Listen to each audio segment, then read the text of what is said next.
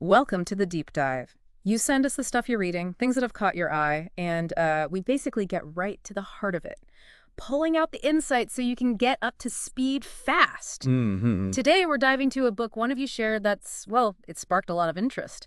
How to Please Your Woman Sexually, an intimate massage sex guide for the modern man by Anna Anders.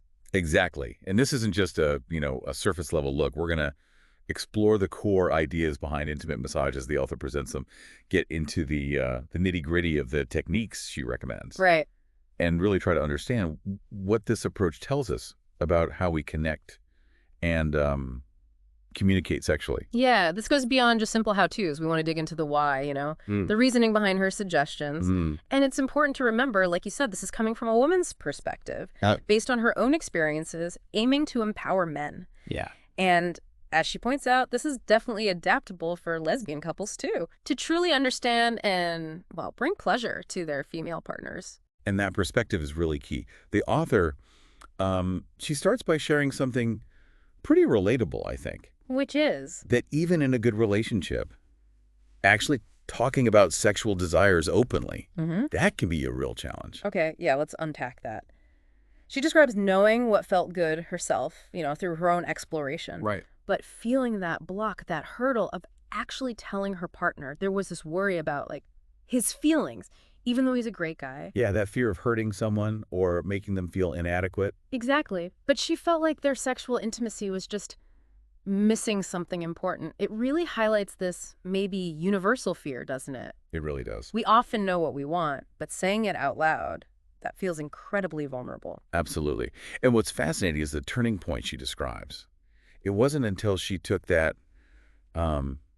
brave step, to be direct about her needs. After a bad experience, right? Yeah, after an experience that wasn't fulfilling for her, that's when things really began to change. Yeah. And her partner's reaction is also quite telling. How so? Well, he was open to it, almost like he was waiting for her to speak up.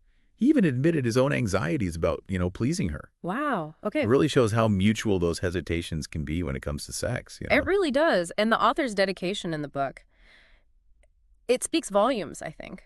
She thanks her partner for his courage and, like, his willingness to learn how to please her. Yeah. And then dedicates it directly to you, the reader, for being open to the same journey. It sets such a hopeful and encouraging tone right from the start, doesn't it? It really does. Yeah. So shifting to the core philosophy then, the book has a very specific definition of what she calls intimate pussy massage. Okay. It involves touching the outer lips, the inner lips, the clitoris, and the vagina, with a partner, the woman, guiding the experience, deciding what to do and how. Right. So she's in control. And she makes it clear this isn't just about physical touch, is it? Not at all. It's fundamentally about building sensual trust between two people.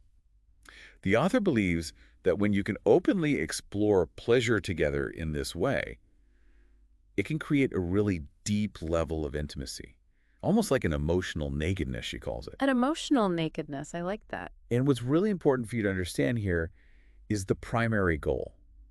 It's the woman's pleasure. Right. The author emphasizes that while the person giving the massage might also feel arousal and enjoyment, the focus should always be on what the receiver is experiencing. Okay, that's clear. Interestingly, she also points out that building this kind of intimacy and desire, well, it doesn't have to be confined just to the bedroom.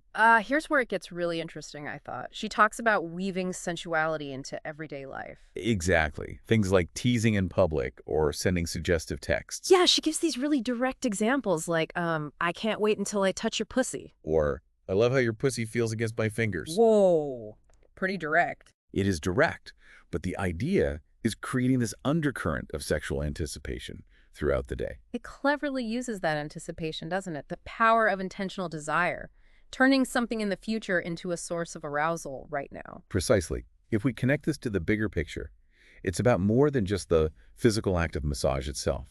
It's about making sensuality and desire a continuous thread in the relationship. Okay. And the reasons she gives for the intimate massage itself are also quite insightful.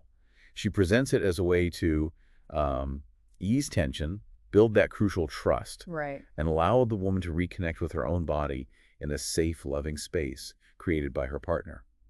So you see, it's building this foundation of trust and desire even before the actual massage begins. Got it. So with that foundation laid, the book moves into the practical guidance, setting the right scene, the right mindset. Yes, and the emphasis is very much on creating an environment where both partners feel comfortable and focused. She stresses having lubricant readily available, keeping protection accessible if that's part of your sexual expression. Yeah, Though she reminds us, orgasm isn't the only goal. good point. And most importantly, centering entirely on her pleasure. I found that detail about the giver remaining clothed while undressing the receiver quite interesting. She presents it as a sensual act in itself, a way of focusing attention, building anticipation. It's a power dynamic shift, isn't it? Placing the focus totally on the receiver's vulnerability and the giver's attentiveness. Absolutely. She also addresses something you might be thinking about. Potential shyness or, concerns about body image. Which is common. Very common. She highlights the importance of verbal reassurance, reminding us that all bodies are beautiful, even if societal messages sometimes make us forget that. And the environment itself is so key, isn't it? Crucial. Dim lighting candles or moonlight, creating a soft, inviting space. Pillows, blankets, it's all about cultivating that intimate atmosphere. And she also highlights the significance of non-physical touch, too. Like gazing. Gazing at each other, holding hands, and speaking openly about feelings and intentions.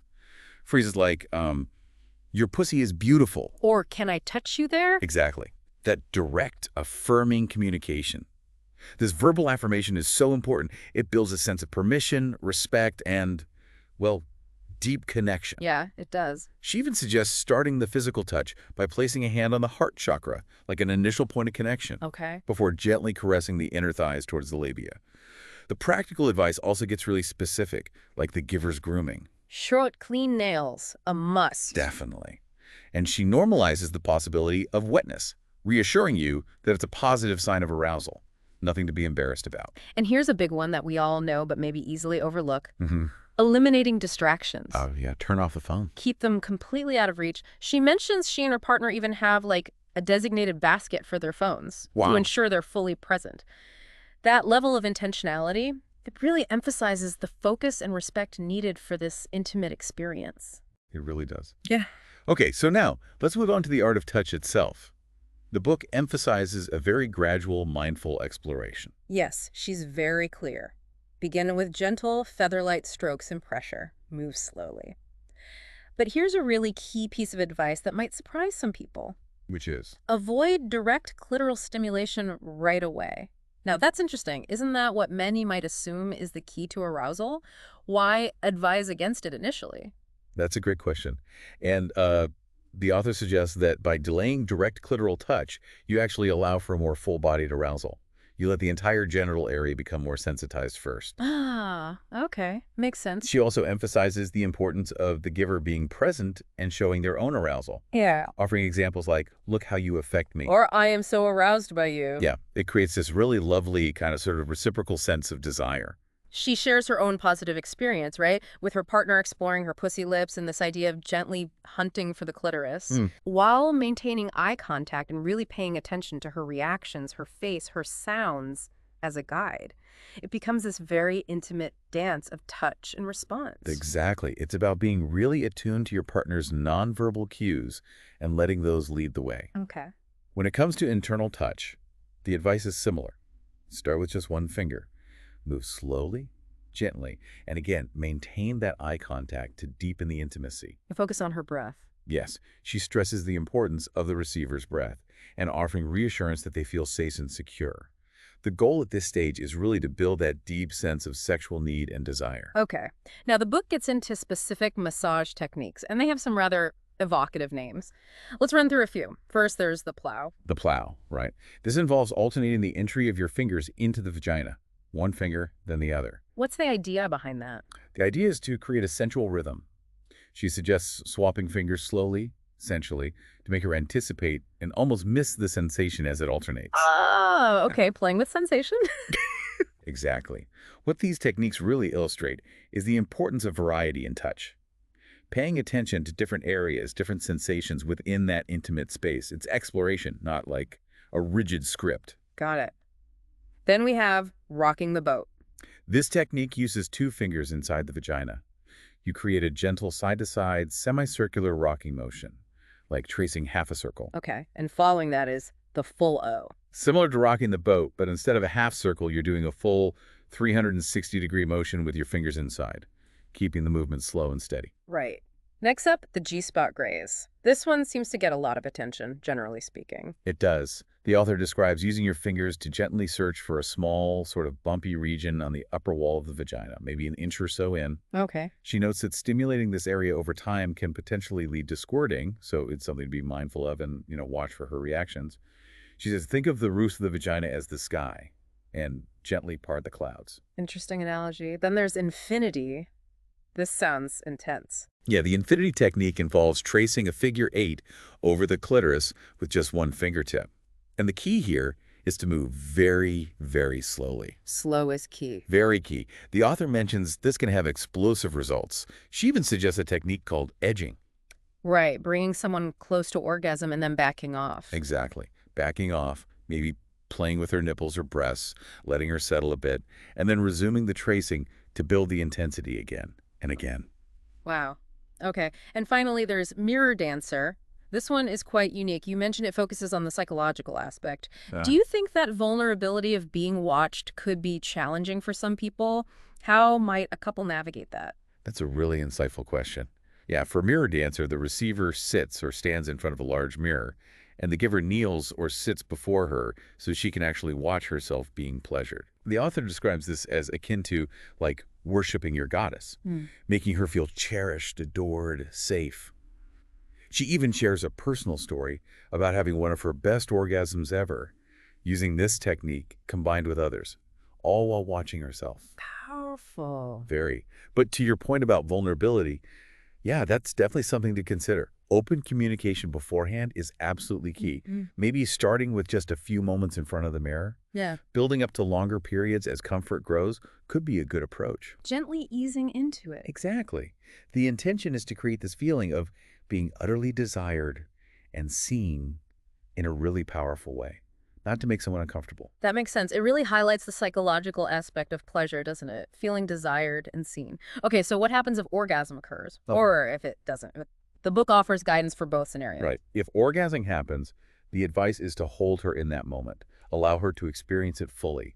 If possible, keep your fingers inside to feel her clenching. The author also suggests gently stimulating the clitoris with a finger from your free hand, as this can potentially lead to multiple orgasms. Interesting. And of course, using that free hand for other forms of touch, stroking nipples, breasts, throat, belly, keeping that connection. And what if orgasm doesn't happen? Because, let's be real, that's a reality in sex sometimes. Absolutely. And the book is very reassuring about this. It emphasizes, don't panic. Understand that it doesn't mean you did anything wrong. That's important. Very. She suggests maybe more stimulation is needed, or perhaps she's feeling preoccupied. The key is to maintain that loving, open space. She offers phrases like, shall I change position? Or how can I make you feel good? Or even just, do you want to take a break? Exactly. It's about remaining attentive and responsive to her needs, even if orgasm isn't the immediate outcome right then. That's so important, to remove that pressure and just focus on the overall experience, the connection. Now, the book also talks about what happens after the massage, the aftercare. Yes, and the aftercare is presented as really crucial for creating a lasting positive impression. It emphasizes the importance of physical intimacy beyond the massage itself. Like kissing? Kissing, full body contact, embracing, maintaining eye contact. The author reiterates that intercourse isn't the necessary conclusion, and often, she says, the receiver will naturally want to reciprocate the pleasure they've experienced. That makes sense. It builds that desire. It does. I think many of us can relate to that feeling, even in close relationships, those unspoken anxieties around sexual communication. This book really offers a hopeful path forward. I appreciated the specific advice against asking certain questions right after. Like, how are you feeling? Yeah, or how do I do? It avoids putting pressure on her and acknowledges that whatever the experience was, it was perfect in that moment. No performance review needed. Absolutely. She highlights the value of silence sometimes, taking cues from her, offering small gestures of care like running a bath with nice toiletries. Go nice. Or guiding her to the shower and providing amenities. It's presented as a wonderful way to close that intimate time together. Just continued care and attention. Lovely. The book also includes what it calls a massage journey map, which is essentially like a handy reminder of the key takeaways. Pretty much. Think of it as a quick reference guide.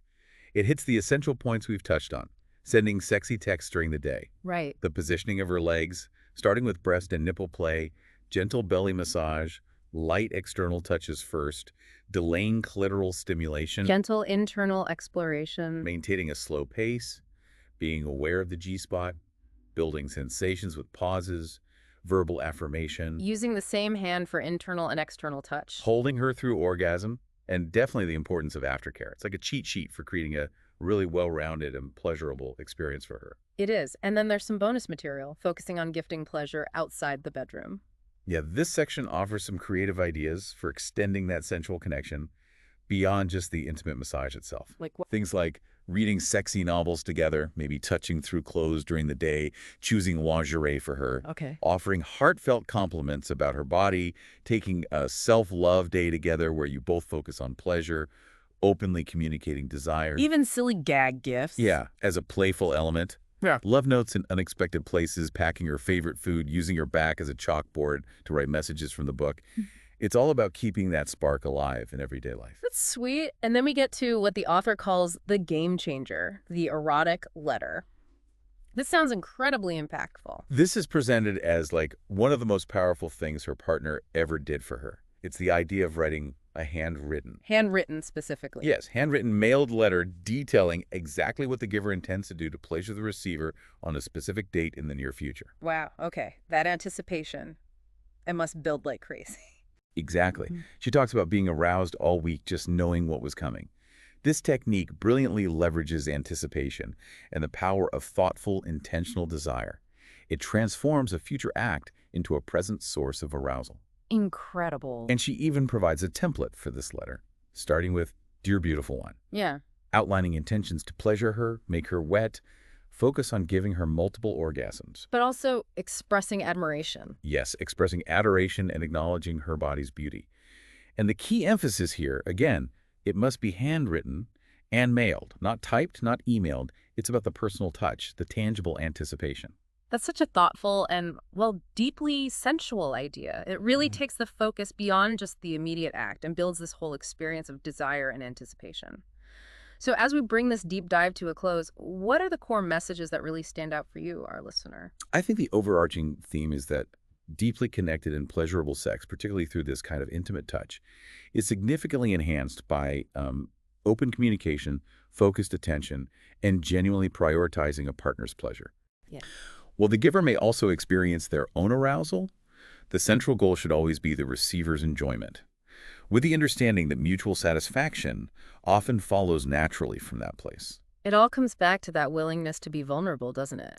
To communicate desires, needs, and to approach intimacy with a spirit of exploration and attentiveness, not just performance. Absolutely.